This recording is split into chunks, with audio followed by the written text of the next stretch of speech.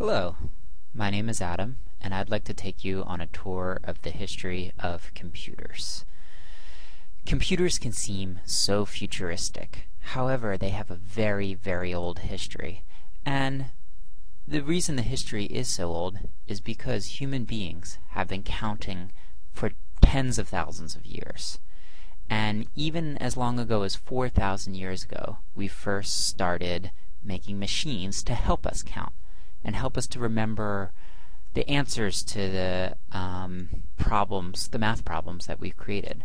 This is an example of one of those early machines. It's a Chinese abacus. The abacus consists of a series of beads on rods that can be slided up and down in order to perform adding and subtracting calculations. At the end of the calculations, you're left with beads in certain positions that can be counted or read. This basic concept hasn't changed much over time. And here's some examples of various abacuses from many different cultures on Earth. These are all very similar, but there was one oddball. The quipu from the ancient Inca Empire was a series of ropes with knots that allowed the user to record information.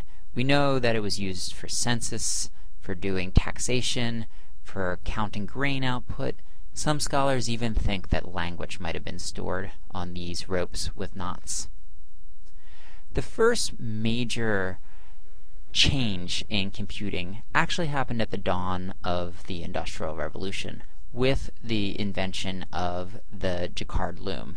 This is around 1801. The thing that makes the Jacquard loom so radically new in the history of computers is that it was programmable. It had these paper punch cards that a pattern could be stored on. If you notice on the paper, there are holes in different patterns along the card. As the paper scrolls through the machine, whether or not there's a hole there tells the machine whether or not to mix in a new color, to shift the loom in a certain way. This allowed the weavers to create programmable, intricate patterns with this machine. You can see here where different strands of thread intermingle. The intermingling is controlled by the pattern on the punch card. The reason you should take note of this punch card technology is because as computers develop, we need a way to store information on them and then run them through a program. Another leap forward in punch card technology was brought about by Herman Hollerith, who just before the 1890 census was commissioned to develop a machine to help the U.S. Census Department do its 10-year calculation of the number of people there are in the United States. This is a time when the U.S. population is changing quite rapidly, and the census wants to create additional data besides a specific head count. So if you can imagine, under each column here is a question. How many people live in this household? How many children live in the household? What labor does the head of the household perform? A census interviewer could come to each house and punch out holes in the card that represented the answer given by the household. These cards could then be taken home to a base station where all of the cards could be fed through a machine, and then the answer would be spit out.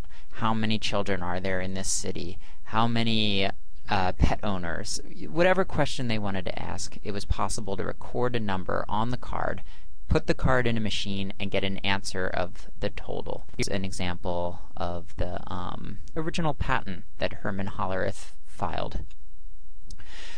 The work that he did went on to become IBM, a very important computer company in the history of computers. And it's also worth noting that some of this technology has a dark side. IBM and its subsidiaries did help develop similar counting machines or census machines that helped the Germans be very efficient in waging war, particularly the Holocaust, rounding people up through the use of these machines.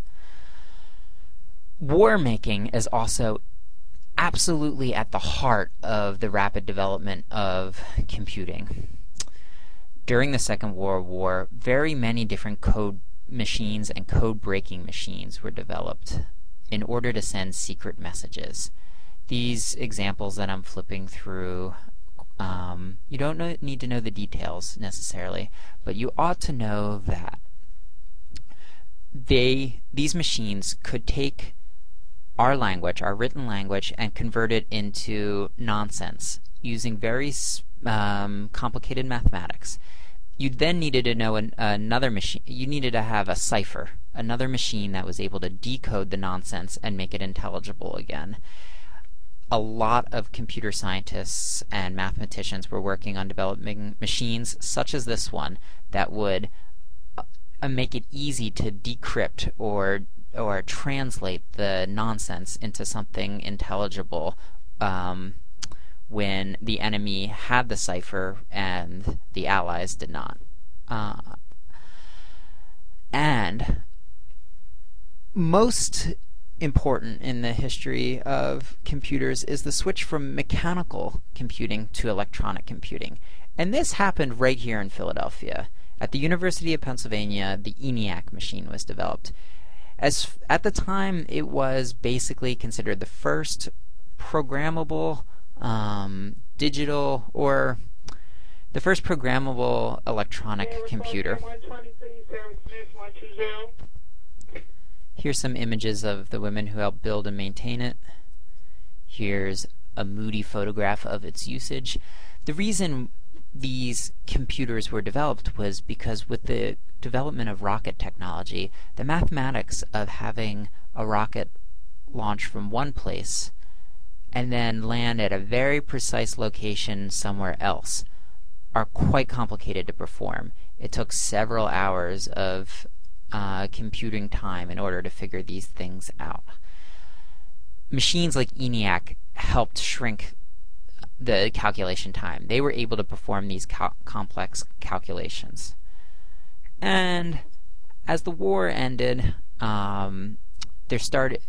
companies such as IBM started to figure out new uses for calculating machines. For example, banking. Banks have to contend with large volumes of numbers, and machines such as this were used to record accounts on magnetic tapes that we see in the background and store some of the tapes here, and perform calculations at the request of the user at a terminal of some sort. But a big problem was when you had these large mainframe rooms like the one we just saw, a lot of data was stored in one place. If that place got destroyed by, say, a nuclear weapon, the information might be lost. The same would also be true of the communication system. If you took out a city, perhaps if New York City were hit with a nuclear bomb, it might be difficult to communicate from Philadelphia to Boston because New York exists between the two, and it would be difficult to route calls through. The Defense Department commissioned something called the Advanced Research Project Network to figure out how to build a computer communication system that would be indestructible or difficult to destruct if a certain piece were removed. So this is a diagram of the very first computer network linking San Francisco, Los Angeles, out to Utah. The network grows over time. It starts to include the East Coast.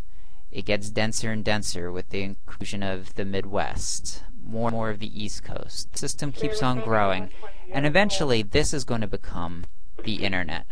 By 1977, we'll end up with this dense schematic of the early link-up of academic computers, military computers, into a network that was able to share information.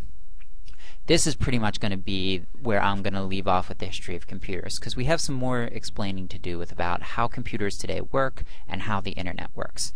I look forward to talking to you in some future lessons. Thank you.